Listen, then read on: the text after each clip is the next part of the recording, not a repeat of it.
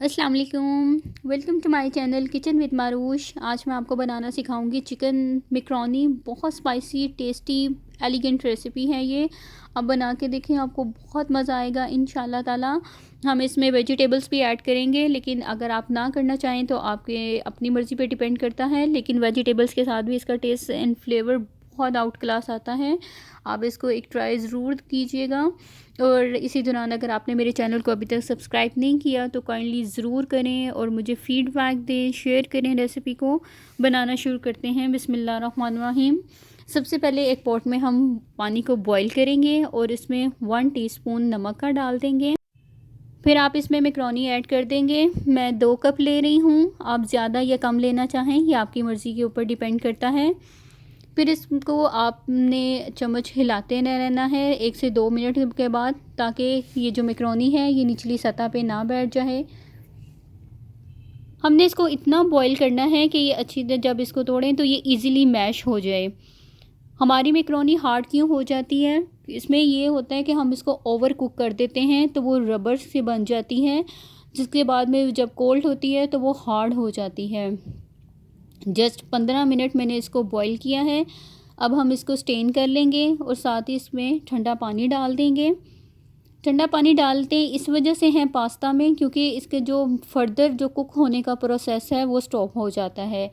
और अब ये मैकरोनी एक अलग अलग हो जाएगी। हम इसमें 1 से 2 टेबल स्पून ऑयल के डाल के हाथ की मदद से इसको अच्छी तरह मिक्स कर देंगे, जिसकी वजह से ये मैकरोनी आपस में जुड़ेगी नहीं।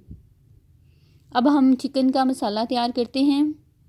एक पैन में मैंने 2 से 3 टेबलस्पून कुकिंग ऑयल के डाले हैं। इसमें हाफ़ टी स्पून लहसुन का पेस्ट और हाफ़ टी स्पून अदरक का पेस्ट ऐड करके 1 से 2 मिनट के लिए फ्राई करेंगे। फ्राई करने के बाद मैं इसमें 1 कप छोटी छोटी क्यूब में कटे हुए चिकन डाल दूंगी। चिकन डाल के आपने इसको 2 से 3 मिनट के लिए फ्राई करना है। दरमियानी आंच के ऊपर मैं इसको फ्राई कर रही हूँ।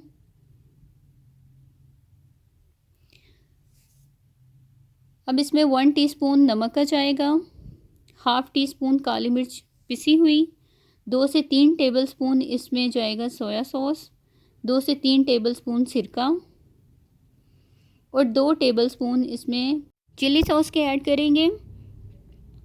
डाल के अब हम इसको मिक्स करेंगे।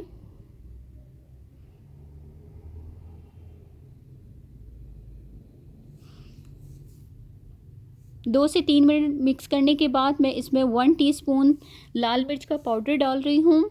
लाल मिर्च का पाउडर आप कम या ज़्यादा भी कर सकते हैं अपनी मर्ज़ी के मुताबिक, लेकिन ये हम बस एक बार डालेंगे। आगे फर्दर भी जो स्पाइस ऐड करूँगी वो मैं आपको बाद में बताऊँगी।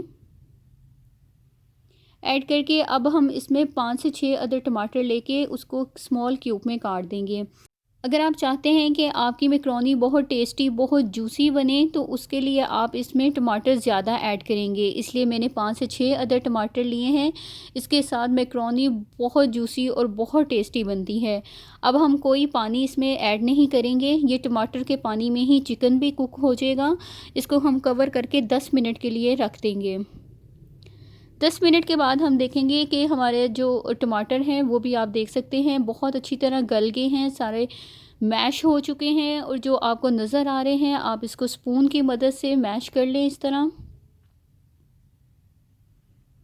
आपको ज़रूरत नहीं पड़ेगी, अगर आप कवर करके इसको कुक करेंगे तो सारे टमाटर बहुत अच्छी तरह कुक हो जाएंगे।